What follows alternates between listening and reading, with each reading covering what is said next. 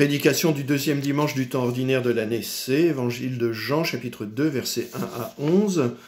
Dans cet évangile, Jésus ne précipite pas la révélation de sa gloire, c'est le moins qu'on puisse dire. Les commencements ne sont pas ceux d'un conquérant. Quel attentisme de Jésus, comparé à l'impatience de Marie. Elle a hâte que Jésus fasse son premier miracle, mais lui, il repousse la demande. Dans un premier temps. Il la repousse dans un premier temps. Et pourquoi ? Eh bien parce qu'il ne peut pas réduire ces miracles à de l'anecdotique. Ces miracles doivent être des signes. De même, lors de la fixation du canon des Écritures, l'Église a trouvé trop fantaisiste ces récits décrivant l'enfant Jésus dans la cour d'école, où on le voit façonner des oiseaux avec de la glaise et les animer en soufflant en eux. Jésus n'est pas là pour épater la galerie, alors l'Église n'a pas retenu ce type de récit pour fixer le canon des Écritures.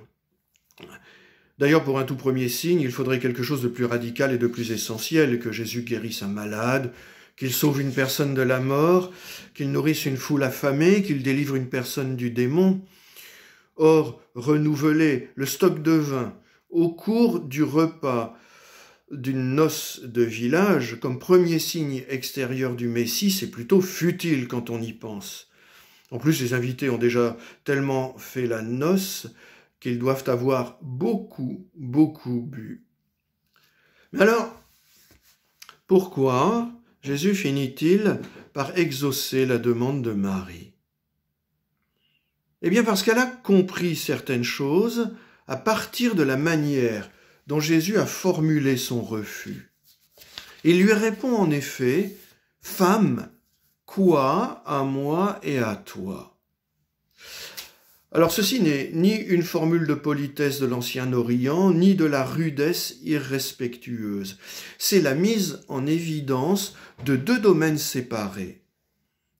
Ce que Jésus dit à Marie, c'est à chacun son domaine, à chacun sa mission. Et Marie de se dire « Oh, je viens de comprendre. Je viens de comprendre et il y a une logique dans le comportement de mon fils. Il y a un plan divin.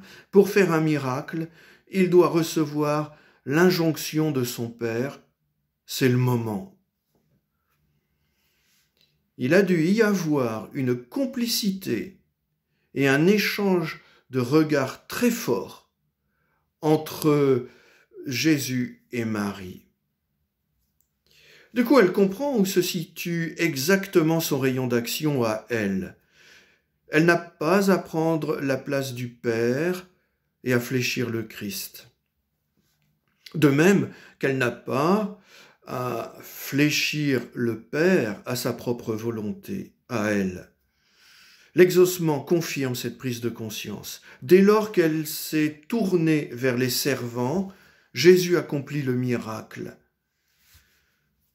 La réponse du Christ est une éducation spirituelle de Marie. Et comme elle, soutenue par elle qui est ressuscitée, nous devons comprendre sa mission ainsi que celle des saints. Jésus leur assigne une mission bien précise.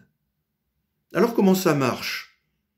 D'abord dans le royaume, Marie et les saints se laissent nourrir par lui, le Christ, ils se laissent combler de grâce.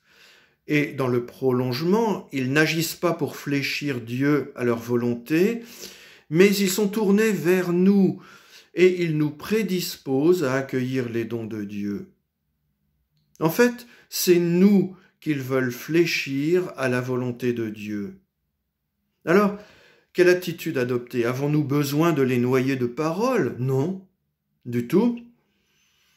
Il suffit de dire au Christ que nous les recevons de lui dans notre vie spirituelle. Amen.